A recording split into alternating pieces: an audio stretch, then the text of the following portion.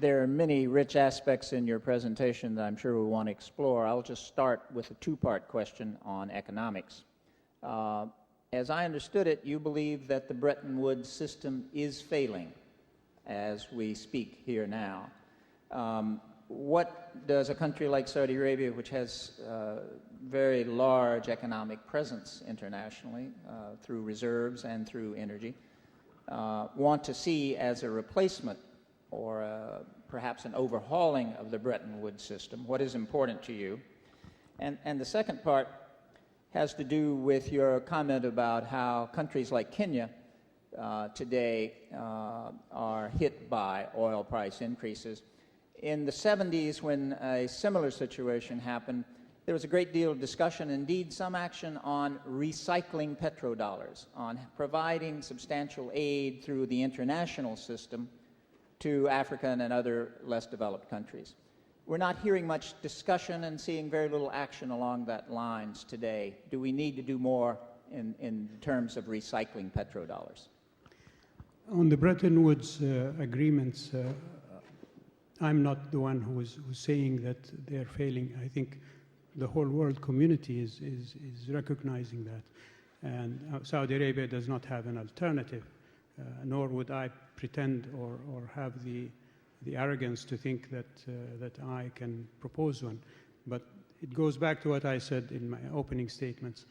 We have to sit down together and talk about these things.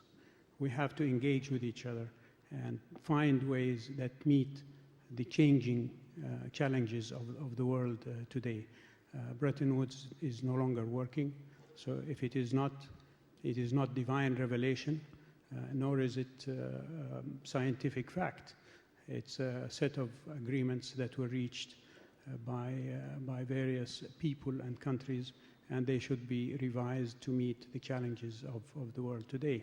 On the issue of the price of oil and development, you're absolutely right. Not much is being referred to in terms of aid for the poorer countries that are suffering, in my view, more than the more developed countries from the high rise of energy in general and oil in particular. What the kingdom is doing, of course, is that it is providing aid to poor countries, not only unilaterally by the various means by which the kingdom provides aid, but also through the international system. The World Food Organization has received recently $500 million from Saudi Arabia for the distribution of food in poor countries. Just in the recent United Nations General Assembly meeting in New York, Saudi Arabia has contributed something like $700 million to the fund that was established to improve education in the poor countries. And such programs and portfolios, if you like, in the International Monetary Fund and the World Bank have been supported by the kingdom.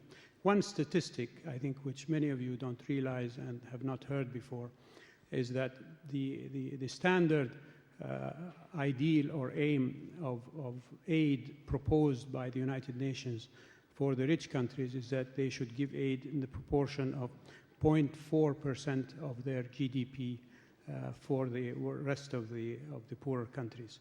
Saudi Arabia, over the last 30 years in particular, has given, in terms of aid, 4%, not 0.4, but 4% of its GDP in aid. And it is things like that that are needed and required by the world community to meet the poor countries' requirement.